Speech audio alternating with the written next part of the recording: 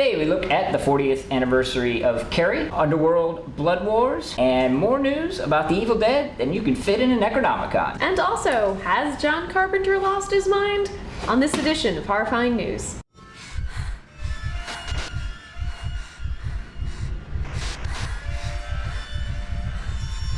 There's a 40th anniversary Blu-ray release of the classic Carrie, and this one is going to be real special. They are actually doing a 4K transfer from the original negative. They did not take the VHS and put it on a Blu-ray disc. They really put some effort into this.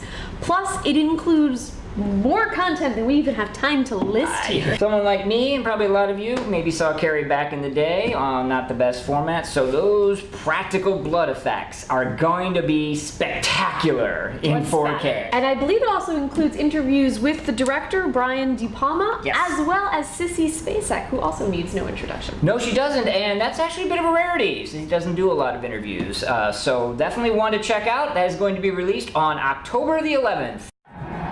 And in extremely recent news, it just came out, they are remaking Flatliners. Wait, what? They're remaking Flatliners?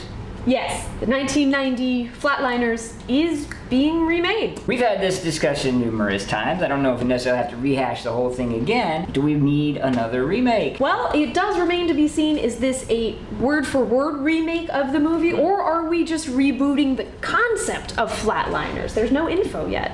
Okay, well, I will say this. You all know that I'm generally very against any kind of remake. However, the thematic ideas put forth in Flatliners have not been derivatively done to death. As such, I think this might be a rare occasion. I will actually give this one a try. Whoa, well, it's big talk right there.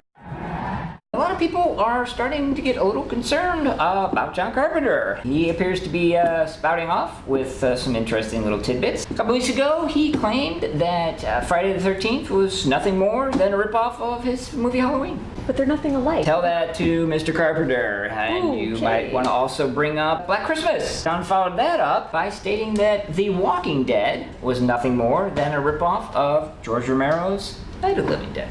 Well, by that logic, every zombie movie is a ripoff of Night of the Living Dead, so...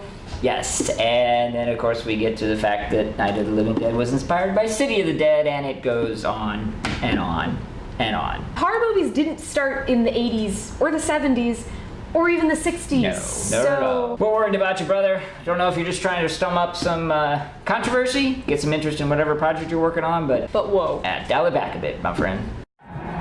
I am extremely excited to announce that a promotional image and teaser trailer for Season 2 of Ash vs. the Evil Dead has finally been released. Watching the teaser, they are possibly ratcheting up the blood count, which it sounds impossible, but there is blood and guts everywhere. And the teaser poster reveals something quite fascinating, quite interesting. If you remember, at the end of the first season, Ruby had taken off, stolen the Necronomicon to go unleash hell on Earth, and in this poster, she's standing behind Ash. Possibly a change of heart? I don't know, but I do know this October I will be glued to my seat.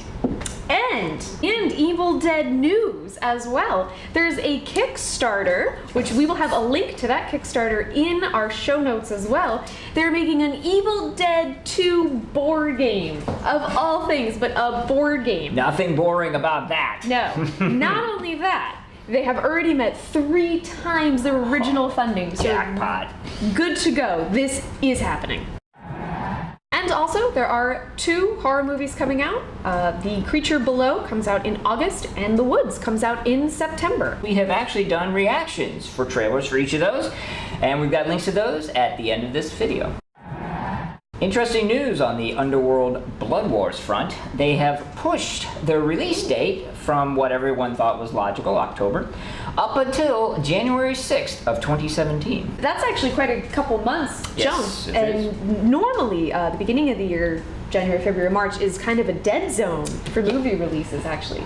It generally is, and there's been a lot of debate about this. A lot of people are saying that they know they've got a stinker on their hands, and they're going to push it to the dead zone to cover it up. I would like to counter with the idea that maybe the movie studios have decided that January, February, March no longer need to be a dead zone. Case in point, the box office smash hits Deadpool Oh, yeah, that was. and Zootopia were February. Oh, and they were huge. Huge hits. So maybe they're going to try that approach. What do you think? You think that they're just hiding the fact that Blood Wars is a big stinker? Or are they going to try something new and maybe make some big money in what is normally considered a downtime? Let us know in the comments below. Don't forget to click on the links to the trailer reactions to the new horror movies coming out. And also let us know what you thought of today down in the comments. And finally, if you like what you saw here and you want to see more, subscribe to our channel, and we'll definitely let you know when we got more for you to check out.